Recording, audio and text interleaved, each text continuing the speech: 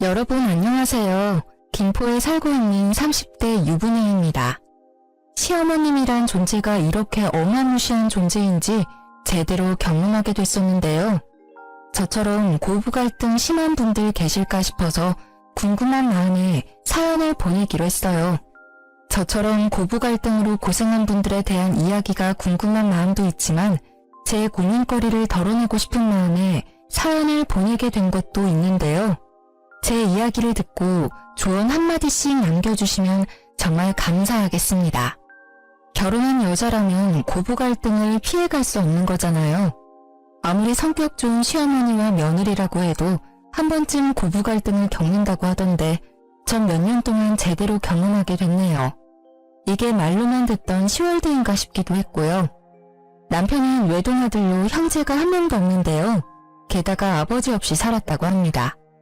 어머님께서 18살 때 제 남편을 낳았다고 해요.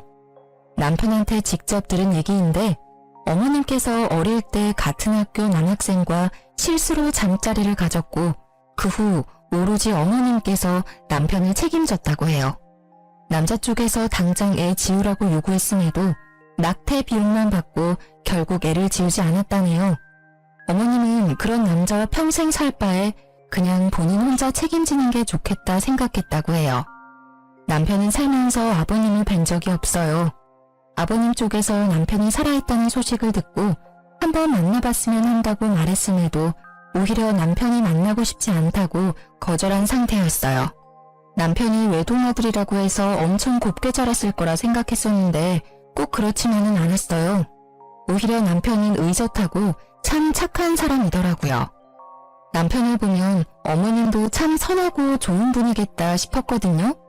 전 제 시어머님 될 사람을 보고 경악을 금치 못했습니다.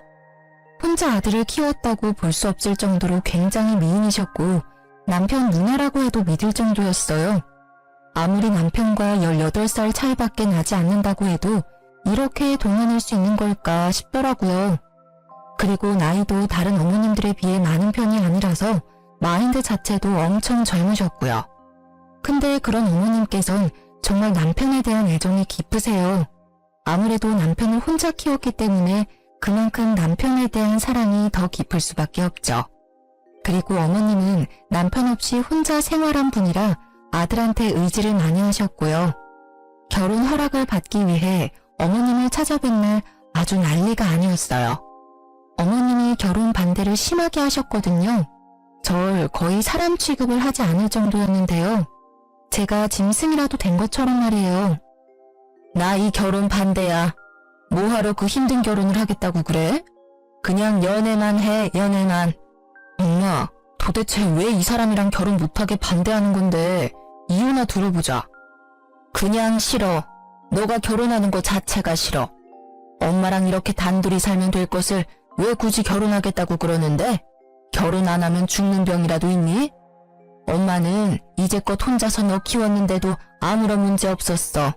그냥 둘이 연애만 해. 엄마, 이제 나 30도 훌쩍 넘었는데 결혼 안 할 수 없어. 평생 노총각으로 늙어 죽으라고? 나 평생 혼자 살기 싫어. 엄마도 이제 나 다 키웠으니까 다른 남자 만나서 결혼도 좀 하고 그래. 나 평생 엄마 부양할 자신도 없어. 너 이제까지 키워준 엄마한테 할 소리야? 여자 하나 때문에 엄마 버리겠다는 말이잖아. 아들 새끼 키워봤자 다 소용없다는 말 사실이네. 너가 얼마나 여우 같으면 내 착한 아들이 나 버리겠다는 말까지 하니? 엄마, 말 가려서 하세요. 제가 이 사람 좋아서 내가 먼저 결혼하자고 했어. 엄마 자꾸 이런 식으로 막말하고 무작정 결혼 반대하면 나 엄마 안 보고 살 거야. 엄마 허락 안 받고 결혼하겠다고. 어머님은 자기 아들 뺏기는 기분이 든다면서 제가 어떤 사람이든 절대 허락을 해주지 않겠다고 하셨어요. 남편은 무조건 결혼 반대라는 어머님 때문에 화가 났는지 한동안 어머님을 찾아뵙지 않았어요. 어머님은 그동안 남편한테 수백 통 전화를 했는데도 남편은 끝까지 어머님 전화를 받지 않았고요. 남편한테 이모가 5명이나 있는데요. 어머님이 막내라고 합니다. 남편을 자기 자식처럼 많이 보살펴주신 이모님들께서 어머님이 저희 결혼을 무작정 반대하고 있다는 사실을 알게 되셨는데요. 그래서 첫째 이모님이 대표로 나서기로 했어요. 첫째 이모님께서 시어머님과 저, 남편 모두 한자리에 불렀습니다. 최미숙, 너 경찬이 결혼 반대한다며? 도대체 왜 이 결혼 반대하는 건데? 내가 봤을 때 경찬이 여자친구 참 참하고 예의 바른 처자더만. 결혼 반대하는 이유나 좀 들어보자. 내 아들 주기 아까워서 그렇지. 내가 이제까지 애를 어떻게 키워왔는데 내 청춘 다 바쳐 키운 내 새끼야. 너가 키우긴 뭘 키워. 거의 내가 다 키운 거지 뭐. 너 경찬이 낳았을 때 고작 나이가 18살이었어. 그 당시 내 나이는 30살이었고 18살 때 너 사춘기 심하게 왔을 때라서 경찬이 거의 돌보지 않고 놀기 바빴잖아. 그래서 집에 혼자 있는 경찬이 불쌍해서 내가 다 키웠어. 너가 이제까지 경찬이를 위해서 해준 게 뭐가 있다고 결혼 반대하고 지랄이니? 언니, 말 참 섭섭하게 한다. 그래, 언니 말대로 나 경찬이 낳기만 했지 언니가 거의 다 키운 놈이야. 그래도 내 배 아파서 난 내 새끼인데 내가 결혼 반대도 못해? 경찬이 평생 이렇게 너 옆에 끼고 살겠다고? 너 진짜 욕심 과하다. 너 하나 행복하겠다고 아들 행복까지 뺏으면 어쩌자는 거야? 너 그렇게 욕심 많은 상태로 늙으면 추하다는 소리밖에 못 들어. 경찬이가 우리한테도 결혼 허락 받으러 왔을 때 울더라. 너 때문에 힘들다고. 지금 이 여자친구랑 결혼 못하면 평생 후회할 것 같다더라. 그러니까 너 욕심 덜어내고 허락해줘. 내가 봐도 좋은 애 같아. 이모님들 도움 덕분에 저와 남편은 결혼할 수 있었는데요. 결혼 허락을 받는 것부터 순탄치 않았지만 그래도 무사히 결혼할 수 있었어요. 그렇게 남편과 결혼한 뒤로 한동안 별 문제 없이 잘 지내고 있었는데요. 결혼 생활을 하면서 느낀 점 한 가지가 있는데 그건 어머님이 정말 인기가 많다는 거였어요. 아까 말한 그대로 제 시어머님은 다른 어머님들에 비해 젊기도 하고 워낙 미모가 아름다운 분이시라서 항상 주변에 남자가 많았어요. 끼도 엄청 많으신 분이라 남자들이 좋아할 수밖에 없겠더라고요. 결혼하고 나서 어머님이 저한테 마음이 어느 정도 열렸을 때 어머님께서 술김에 저한테 말씀해 주신 게 하나가 있는데요. 어머님께서 제 남편 몰래 만난 남자가 엄청 많았다고 했어요. 아무래도 남편이 학생일 때는 한창 예민할 때니까 엄마가 연애한다고 하면 싫어할 수 있을 거라 생각해서 최대한 연애하는 걸 비밀로 했다고 해요. 어머님이 남편 키울 때 일을 잠깐 쉬신 적이 있었는데 그 당시 사귀고 있던 남자친구가 생활비 전액 다 지원해줄 정도로 능력 좋은 남자들 위주로 만났다네요. 지금은 남편한테 숨기지 않고 연애를 자주 하고 계신답니다. 남자친구가 생길 때마다 명품 선물을 엄청 받아오세요. 저도 살면서 본 적이 없는 비싼 명품 가방을 받아올 때도 있습니다. 그러던 어느 날 어머님이 진지하게 만나고 있는 남자친구가 있다고 하시더라고요. 회사 경영하고 있는 CEO인데 연매출이 어마어마하더라고요. 그 남자친구를 소개해주고 싶다길래 저희 부부는 바로 만나겠다고 했습니다. 아, 안녕하세요. 미숙 씨한테 얘기 많이 들었습니다. 들은 대로 아드님이 너무 잘생기셨네. 그렇죠? 제 아들 저 닮아서 인물이 훤해요. 안녕하세요. 저도 엄마한테 얘기 많이 들었어요. 우리 엄마가 아직 철이 없지만 그래도 착해요. 앞으로 우리 엄마 잘 부탁드립니다. 걱정하지 마세요. 저 말고 우리 미숙 씨 누가 책임지겠습니까? 아, 옆에 계신 분은 그 말로만 듣던 며느님이시구나. 며느님이 미숙 씨보다 더 미인인데? 빈말이라도 감사합니다. 어머님 남자친구께서 제 칭찬을 해주시며 분위기를 띄워줬어요. 특히 남편과 성격이 정말 잘 맞더라고요. 게다가 남자친구분께서 운영하고 있는 회사가 남편이 요즘 관심을 갖고 있는 사업 분야와 관련이 있는 회사라서 말이 정말 잘 통하더라고요. 남편과 저, 어머님의 남자친구 세 사람은 웃으면서 재미있게 대화를 나누고 있는데 어머님 혼자만 표정이 안 좋으셨어요. 그래서 표정이 안 좋은 이유를 물어봤는데요. 어머님, 표정이 안 좋으세요. 어디 불편한 거라도 있으세요? 그러네. 엄마 어디 아파? 아프면 내가 약이라도 사줄까? 내가 얘보다 못생겼어요? 뜬금없는 어머님의 물음에 남편, 어머님의 남자친구, 저 모두 당황했어요. 순간 분위기가 정말 싸해졌습니다. 전 어머님의 물음에 바로 눈치챘습니다. 어머님의 남자친구분께서 제 칭찬을 했던 게 마음에 들지 않았던 거였어요. 그게 무슨 말이에요? 당신 정말 얘가 저보다 이쁜 것 같냐고요. 어떻게 제가 얘보다 못생길 수 있어요? 그것 때문에 표정이 안 좋았던 거였어요? 당연히 우리 미숙 씨가 예쁘죠. 맞아요. 당연히 어머님이 더 아름다우시죠. 그냥 인사치레로 하신 말씀이시니까 너무 신경 쓰지 마세요. 야, 너 지금 이 사람이 너 칭찬 좀 했다고 너무 기고만장하지 마. 엄마, 왜 그래? 오늘 좀 예민한 것 같네? 예민하긴. 내가 틀린 말 한 것도 아닌데. 가뜩이나 얘가 내 아들 뺏어가서 그것 때문에 기분 언짢은데 이제 내 남자친구까지 뺏어갈 작정이네. 괜히 소개해준 것 같아. 우리 그냥 가요. 얘랑 더 이상 같이 있기 싫어. 어머님 질투가 또 도졌어요. 어머님의 남자친구가 제 칭찬한 게 그렇게 마음에 안 드셨나 봐요. 결국 어머님은 저희 부부를 두고 남자친구만 데리고 나가셨습니다. 너무 황당한 이유로 저한테 무작정 화를 내신 어머님 때문에 어이가 없던 저와 남편은 한참을 멍하니 가만히 앉아만 있었을 정도로 기가 막히더라고요. 그 뒤로 제가 몇 번 전화를 했었는데 어머님이 제 전화를 끝까지 안 받더라고요. 그래서 남편이 어머님 남자친구한테 전화해서 그날 이후 어떻게 됐는지 물어보게 됐는데요. 남자친구분께서 어머님 성격 하나 받아주기 너무 힘들다고 하셨어요. 며느리한테까지 심하게 질투하는 여자 이제까지 살면서 처음 봤다고 해요. 그날 어머님께서 남자친구 되시는 분을 엄청 쥐잡듯이 잡았다고 합니다. 이 나이에 무슨 부귀영화를 누리겠다고 얼굴만 이쁘지 질투 많고 아무것도 없는 여자를 왜 만나고 있었을까 현타가 심하게 와서 남자 쪽에서 헤어지자고 했다네요. 어머님께선 며칠 동안 남자친구를 붙잡기 위해 엄청 애를 썼지만 남자친구는 마음을 돌리지 않았다네요. 그 당시 어머님 남자친구였던 분께서 저희를 만난 날 하나로 헤어지기로 마음먹은 건 아니었다고 해요. 회사 여자 직원과도 연락을 못하게 막았을 정도였다고 합니다. 그래서 그게 쌓이고 쌓이다가 며느리한테까지 질투하는 걸 보고 있는 정 없는 정 모두 떨어져서 헤어지자고 말한 거였다네요. 근데 어머님은 그 이유도 모르고 끝까지 저 때문에 헤어진 줄로만 알고 계십니다. 이때 만나던 남자친구와 헤어지고 난 뒤 언제 그랬냐는 것처럼 다른 남자친구 만나서 연애하셨어요. 저한테 삐져있던 마음도 자연스럽게 풀렸는지 이젠 제 전화도 잘 받으시고 웃음이 많아지셨어요.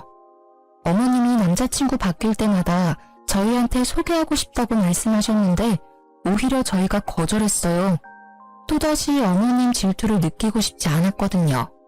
근데 이보다 더 큰 일이 있을까 싶었는데 더한 일이 저희 부부한테 찾아오게 됐어요. 저희 부부는 맞벌이로 생활하고 있어요. 남편은 작은 중소기업에서 일반 사원으로 일하고 있는데 전 나름 유명한 회사에서 차장으로 일하고 있는데요. 그래서 남편과 제 월급이 두세 배는 차이가 나는 편이에요. 그렇다고 남편이 돈을 못 벌진 않아요. 남들보다 연봉이 적은 편이 아닌데요. 근데 어머님은 그게 마음에 들지 않았나 봐요. 아무래도 자기 아들보다 며느리가 사회에서 더 잘 나가는 것처럼 보이니까 자기 아들이 기죽으면 어쩌나 걱정하시는 게 눈에 보였어요.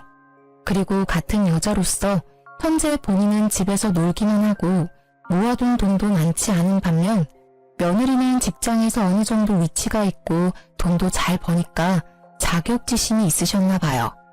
처음엔 어머님이 그런 마음을 가지고 있다는 걸 전혀 티내지 않았어요. 근데 제가 연봉이 자꾸 오르고 잘 나가는 것 같으니까 그게 약이 오르셨나 봐요. 근데 정작 남편은 그런 거에 있어서 자격지심 전혀 없고 오히려 절 응원해주고 지지해줍니다. 어머님은 어느 순간부터 저한테 요구하는 게 점점 늘어났어요.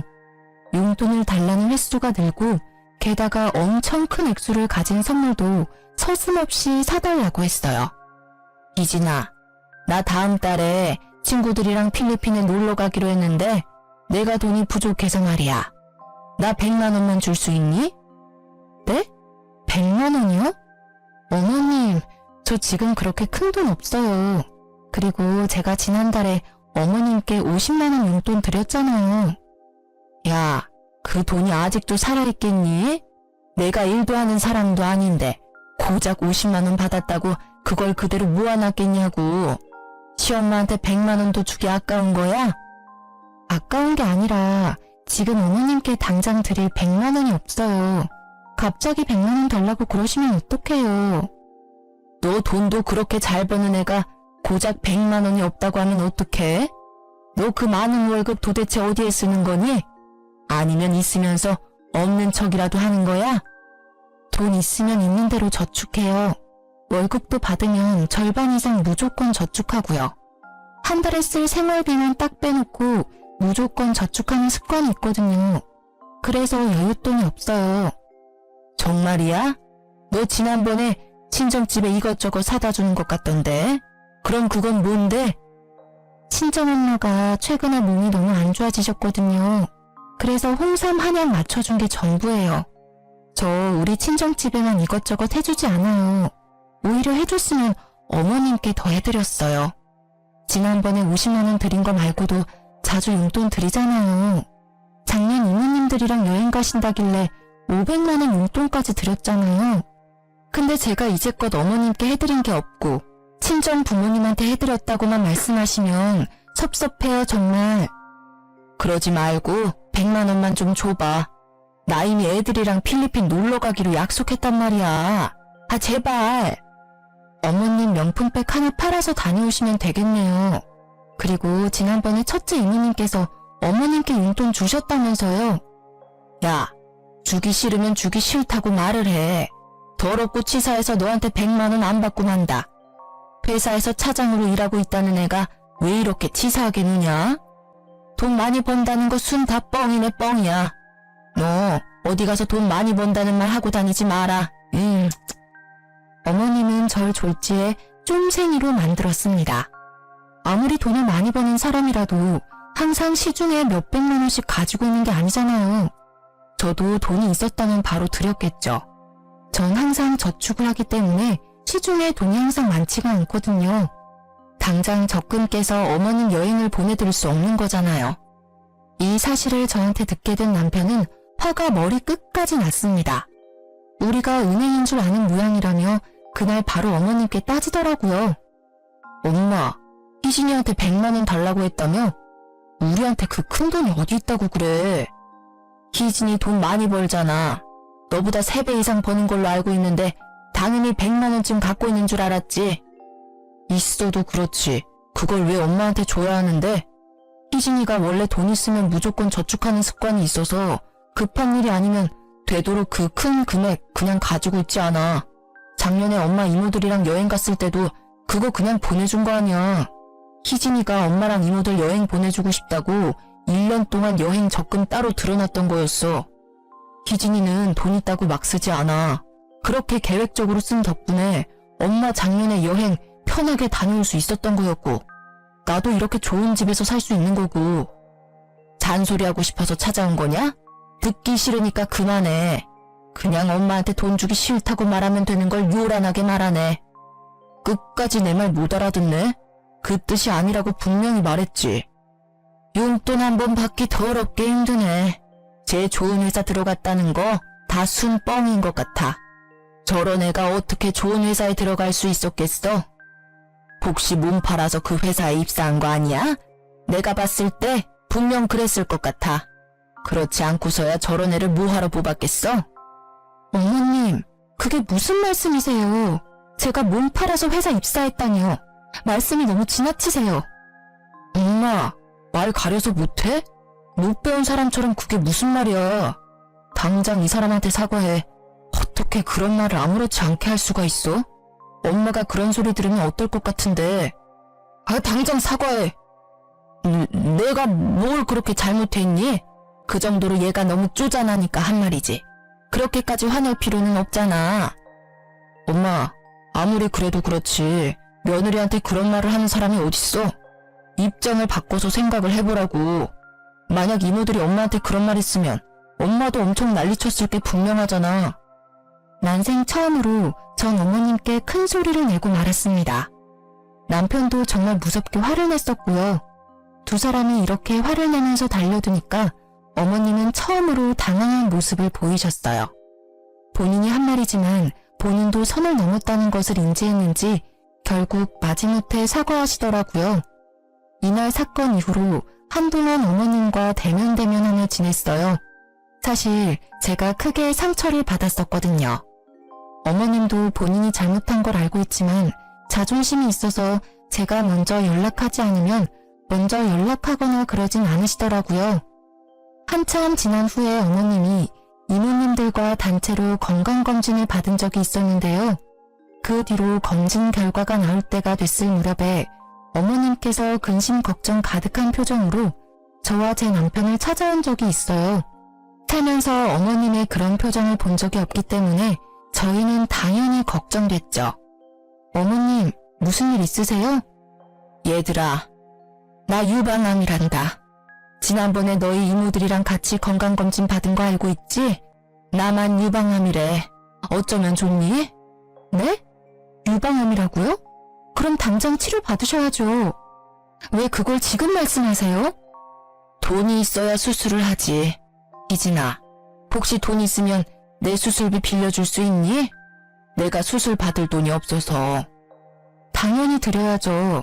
자기야, 지금 당장 어머님 모시고 병원에 가. 주말도 입원 가능하겠지?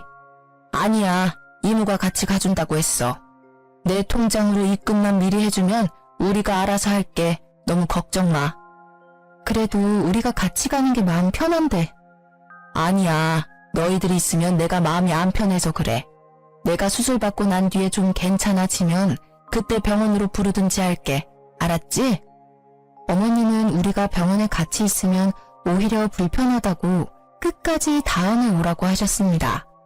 이모님이 같이 가신다는 말에 그 말만 믿고 저희는 기다리고 있었는데요. 그런데 분명 수술 받은 날짜가 한참 지났음에도 어머님이나 이모님들께서 전화가 없으시길래 잘못된 일이라도 있는 걸까 걱정되는 마음에 그대로 어머님께 바로 전화했습니다. 근데 어머님이 전화를 받지 않았어요. 그래서 어머님과 같이 병원에 같이 있기로 한 첫째 이모님께 바로 전화했었는데요. 희진이니? 오랜만이네. 안녕하세요, 이모님. 어머님 수술은 잘 받으셨어요? 연락이 없길래 무슨 일 있는 건가 걱정돼서 연락드렸어요. 어? 수술이라니? 너희 시엄마 수술 받은 적 없는데? 수술 받는다고 했어? 지난달에 어머님이랑 이모님들 다 같이 건강검진 받으셨잖아요. 그때 유방암 진단 받으셨다고 당장 수술 받아야 한다면서 저한테 수술비 받으셨거든요. 제가 같이 간다고 하니까 첫째 이모님께서 같이 가주기로 했다고 같이 갈 필요 없다고 하셨는데. 무슨 소리야. 걔 완전 건강하다고 결과 받았었는데. 얘 어제 나랑 통화 한번 했었거든? 어제 술 마시고 노래방까지 갔던데 아주 이 계집애 너한테 수술한다고 뻥치고 그 돈으로 이제까지 실컷 놀았나 보네. 네? 유방암이라고 당장 수술 받아야 한다고 하셨는데. 유방암은 무슨 개뿔. 내가 진짜 답답하다 답답해. 그런 일이 있었으면 나한테 먼저 연락해서 물어보지. 너도 바보같이 그걸 다 믿고 그대로 돈 줬어? 아유, 일단 알겠어. 내가 너 시엄마한테 모른 척하고 전화해서 자리 한번 마련해 볼게. 일단 너도 가만히 있어봐. 첫째 이모님은 말씀으로는 저희 어머님은 완전 건강하다고 합니다. 유방암 진단 받은 적도 없었고요. 전 그 말을 듣자마자 천불이 났습니다. 남편도 이 사실을 알고 정말 이 사람이 자기 엄마라는 게 정말 창피하고 죽고 싶다고 했고요. 다행히 첫째 이모님께서 어머님과 만날 수 있도록 자리를 마련해 주셨어요. 첫째 이모님 집으로 갔었는데 그 집에 시어머님이 계셨습니다. 저희를 보자마자 어머님은 굉장히 많이 놀라셨어요. 너희가 어떻게 여기... 엄마, 여기서 뭐하고 있어? 지금 병원에 있어야 할 사람이 왜 여기에 있냐고. 어머님, 당장 이게 어떻게 된 상황인지 설명해 주세요. 언니가 얘들 여기로 불렀어? 야, 너 애들한테 거짓말이나 하고 지금 뭐 하는 짓이야? 뺏을 돈이 없어서 자식들 돈을 뺏어? 아이고 더럽다 더러워. 자식들 돈으로 노래방, 술집 이런 곳이나 다니고 참나. 엄마, 당장 설명해. 유방암 걸렸다고 당장 치료받아야 한다며. 근데 왜 여기서 이러고 있냐고. 그래, 나 수술 안 했다. 돈 갖고 싶어서 그랬어. 너희가 하도 용돈 안 주길래 돈 받고 싶어서 거짓말 좀 했어. 그럼 솔직하게 말하지. 엄마가 이번에 수술 받는다고 가져간 돈만 500만 원이야. 그 돈이 큰 돈인 줄은 알고 있어? 돈이 필요하면 솔직하게 말하지. 암에 걸렸다는 핑계로 돈 가져가면 어쩌자는 거야? 난 엄마 정말 암에 걸린 줄 알고 하루하루 얼마나 걱정했는데. 예전에 내가 100만 원 달라고 했을 때 그냥 줬으면 됐잖아. 그때 돈 달라고 했을 때 곱게 줬으면 내가 이런 거짓말도 안 했지. 넌 왜 항상 날 나쁜 년으로 만드냐? 어이없네. 지금 당장 500만 원 돌려줘요. 없어. 이미 다 썼는데 어떻게 주니? 그 돈 어디에 썼는데? 노는데 다 썼지. 어디에 쓰겠니? 남편이 카드 내역서 등 모두 확인한다며 꼬치꼬치 캐물은 결과 어머님이 돈을 쓴 행방에 대해 알게 됐어요. 어머님은 저한테 받아간 500만 원을 모두 남자한테 올인했다고 하는데요. 어머님께서 친구들과 함께한 노래방에 갔다고 해요. 드라마나 영화에서 쉽게 볼 수 있는 노래방에서 선수 그런 일을 하는 남자를 만났다고 합니다. 그 남자는 고작 25살이라네요. 그런 남자와 놀면서 저에게 돈을 받은 지 일주일 만에 모두 다 썼다고 들었어요. 25살 남자 하나 때문에 그 많은 돈을 다 썼다고? 엄마, 미친 거 아니야? 나보다 어린 놈한테 미쳐서 500만 원을 그 자식한테. 어이없어서 말도 안 나오네. 얘들아, 내가 대신 사과하마. 내 동생이 정말 말도 안 되는 짓을 했네. 너 당장 애들한테 사과 못해? 사과 안 해. 내가 왜 사과해야 하는데? 엄마한테 그 정도는 줄 수 있는 거 아니야? 어머님, 그 돈 제 돈이에요. 어머님한테 당연히 드릴 이유는 없네요. 그 돈 당장 돌려주세요. 수술해서 그 돈 쓴 게 아니라면 당연히 돌려주셔야 할 돈 맞아요. 참나, 그 돈이 뭐라고. 그래, 내가 당장 줄게. 내가 돈이 없어서 못 주는 게 아니야. 나 이번에 새 남친 만났어. 그 남친 엄청 부자거든? 내가 지금 살고 있는 전셋집 뺏어라도 갚는다 갚아. 500만 원이 뭐야? 그동안 너희한테 가져갔던 돈들 전부 갚을 테니까 앞으로 이런 식으로 사람 도둑년 취급하지 마. 정말 진심으로 반성하지 않나 보네. 엄마, 그 돈 당연히 갚아야 하는 게 맞고 앞으로 우리 볼 생각 절대 하지 마. 나 앞으로 엄마 안 보고 살래. 엄마 말대로 집을 팔아서라도 우리 돈 갚으세요. 분명 엄마 입으로 500만 원 말고도 그동안 우리한테 빌려갔던 돈들 전부 갚는다고 했다. 그러니까 늦기 전에 빨리 주기나 해. 어머님은 우리가 달라고 하지 않았는데도 이제껏 본인이 우리한테 가져갔었던 돈 전부를 갚는다고 하셨습니다. 남편한테 그 돈 전부 받아도 괜찮은 걸까 물어봤었는데 이제 엄마 안 보고 살 거고 어차피 남이 된 마당에 그 돈 맞는 게 맞다며 모두 받자고 했습니다. 남편은 어머님께 많이 실망하고 있는 정 없는 정 모두 떨어졌다고 하네요. 중간에서 지켜보고 있던 이모님께서도 차라리 보고 살지 말라고 그게 우리한테 좋을 것 같다고 하셨어요. 이날 이후 약 한 달이 지난 후 어머님이 제 통장에 1억이라는 돈을 입금하셨는데요. 어머님이 본인 입으로 말한 그대로 전셋집을 내놓았다고 하더라고요. 그렇게 돌려받은 전세금을 그대로 저한테 전부 주신 거였는데요. 돈이 입금된 이후 바로 문자가 왔습니다. 이 돈 받고 꺼져라. 앞으로 어디 가서 내 며느리 아들이라고 말하고 다니지 말거라. 너희 말대로 우리 앞으로 보고 살지 말자. 나도 나 지켜줄 남자 잘 만나고 있으니 너희는 평생 그렇게 쪼잔하게 잘 살렴. 이런 내용으로 문자가 왔었어요. 참 유치하기 짝이 없습니다. 남편이 이 내용 그대로 어머님께 문자 받았다고 합니다. 이모님 말로는 어머님보다 5살 많은 회사 사장이라고 하는데요. 어떤 일을 하는지는 잘 모른다고 해요. 근데 이모님들이 보기에 관상이 안 좋다고 하시더라고요. 팔뚝에 문신이 한가득 있고 게다가 건들건들하게 다니는 걸 보니 건강한 일을 하는 사람은 아닌 것 같다고 했어요.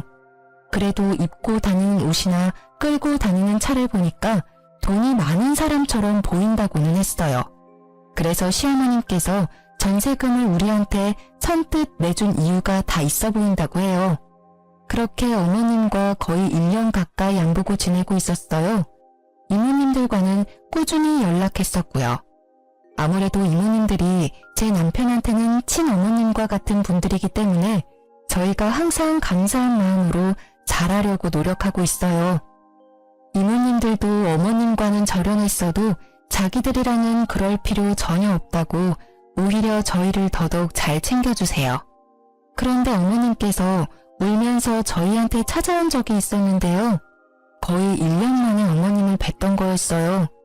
갑자기 찾아온 어머님 때문에 저희는 엄청 당황했었는데요. 얘들아, 오랜만이다. 1년 만에 갑자기 찾아와서 놀랬지? 무슨 일로 여기에 오셨어요? 저 어머님이랑 할 말 전혀 없는데요. 그래, 당연히 너 입장에선 내가 꼴도 보기 싫은 게 당연하다. 그래도 내가 너희한테 사과하고 싶어서 얼굴에 철판 깔고 찾아왔다. 늦었지만 내 사과 받아줄 수 있겠니? 왜 이제 와서 사과하세요? 부자 남자친구 만났다고 더 이상 우리 필요 없다고 말씀하신 분이 어머님이셨어요. 사실 나 갈 곳이 없어. 한동안 모텔에서 지내긴 했었는데 여자 혼자서 모텔에서 지내려고 하니까 좀 무섭기도 하고 돈도 돈대로 나가서 결국 너희한테 염치 없이 이렇게 찾아왔네. 어머님, 저희 어머님 사과 받아줄 생각 죽어도 없고 앞으로 이렇게 찾아오는 일 절대 없었으면 해요. 당신 생각은 어때? 나도 그렇게 생각해. 엄마, 아니, 아주머니, 당장 나가주세요. 남자한테 눈 멀어서 우리 필요 없다고 말한 사람이 아줌마였어요. 돈 많은 남자친구는 어디에 두고 왜 저희한테 찾아오신 거예요? 본인 집까지 팔아서 그 돈 저희한테 전부 줄 때는 언제고. 나 사기당했다. 지금 그 새끼 때문에 내가 이렇게 됐다고. 나 너무 힘들어. 이럴 때 생각나는 사람이 너희들 뿐이라서 용기 내고 찾아왔어. 아줌마가 사기를 당했든 뭘 했든 그 사연 들어주고 싶지 않아요. 당장 이 집에서 나가주세요. 돈이랑 남자한테 눈 멀어서 간 아줌마랑 더 이상 엮이고 싶지 않다고요. 혹시 얼굴도 모르는 제 아버지랑도 이런 식으로 만나서 저 나은 거예요? 딱 봐도 그림이 나오네. 내가 그런 인간들 사이에서 나왔다니. 지금 당장 이 집에서 나가지 않으면 저 경찰에 신고합니다. 당장 나가주세요. 어머님은 끝까지 나가지 않고 오열을 하시길래 참다 못해 남편은 결국 그런 어머님을 끌고 나갔습니다. 그리고 그날 저녁 첫째 이모님과 전화를 하게 됐었는데요. 이모님들은 어머님과 자주 만나지는 못했었지만 연락은 꾸준히 했다고 해요. 이모님께 듣게 된 어머님의 근황은 생각보다 충격적이었는데요. 전셋집을 팔고 1억이란 큰 돈을 저희한테 주고 난 뒤 몇 달 동안은 큰 문제가 없었다고 해요. 어머님과 남자친구는 서울에 있는 비싼 아파트에서 같이 동거까지 했었을 정도로 사이가 좋았다네요. 근데 그 이후로 남자친구한테 문제가 생겼다고 합니다. 알고 보니 어머님의 남자친구가 주가 조작을 하면서 회사 경영을 하고 있던 인물이었더라고요.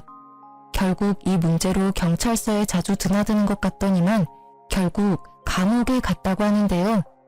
어머님과 같이 살고 있는 집은 물론이고 남자친구의 차, 건물, 땅 등등 한순간에 사라졌다네요. 그동안 어머님이 남자친구한테 받았던 명품들을 모두 팔아서 입에 풀칠하며 살았다고 해요. 그 돈이 모두 떨어져 결국 저희한테 찾아왔다고 합니다. 명품들 모두 판 돈까지 전부 다 썼으니 땡전 한 푼 없는 거지가 된 꼴이죠. 저희가 받아주지 않은 뒤 어머님은 이모님들 집에서 돌아가며 지내고 있다고 해요. 처음에는 첫째 이모님 집에서 6개월 정도 살았는데 그동안 생활비 한 푼 내지 않고 집에서 빈둥거리니까 첫째 이모님이 그 꼴이 보기 싫어서 내보냈다고 들었어요.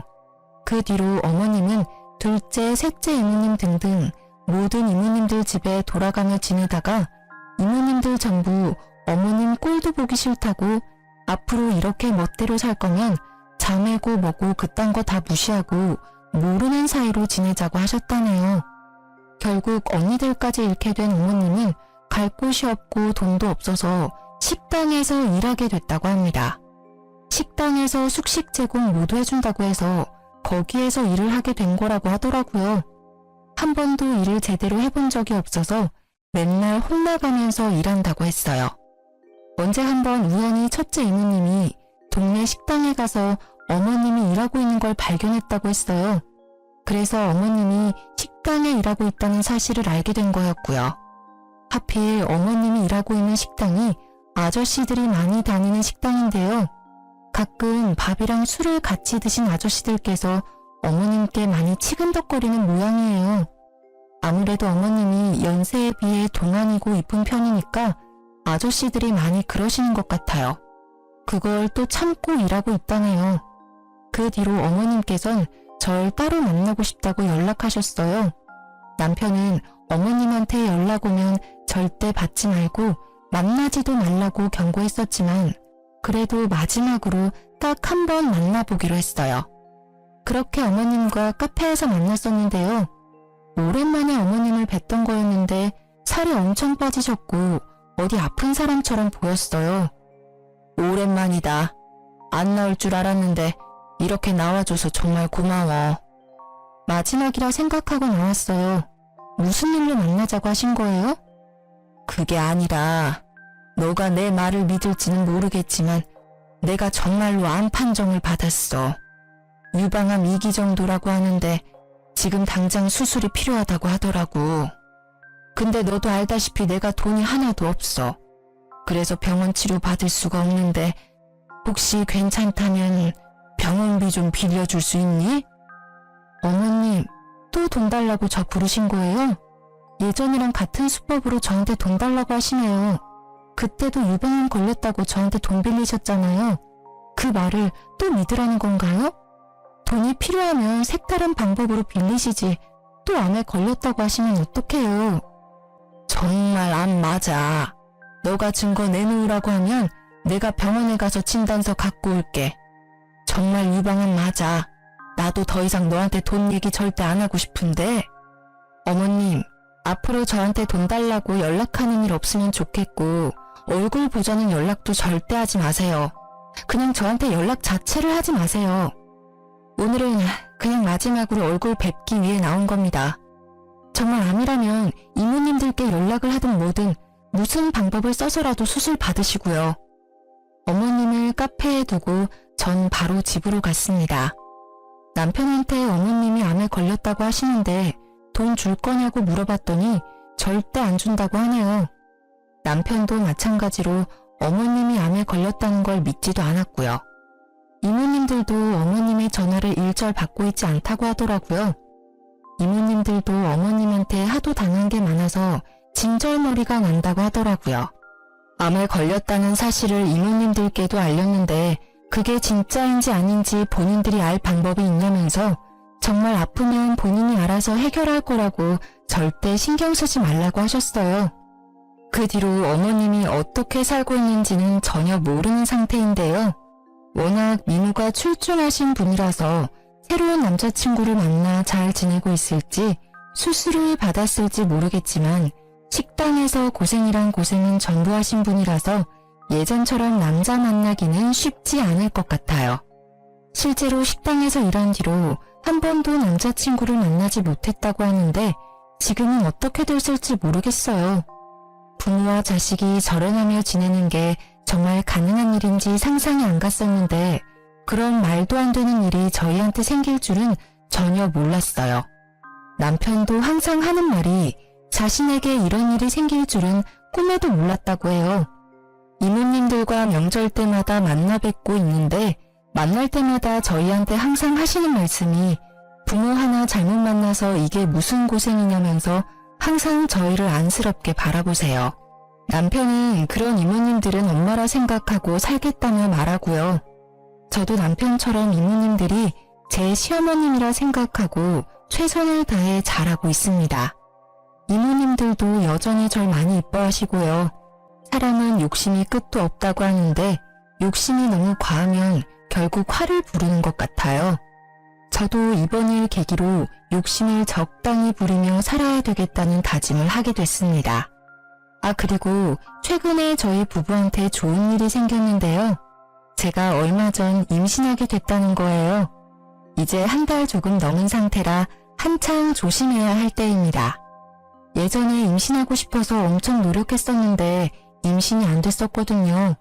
근데 요즘 몸과 마음이 다 편해서 그런지 임신이 바로 돼버렸어요.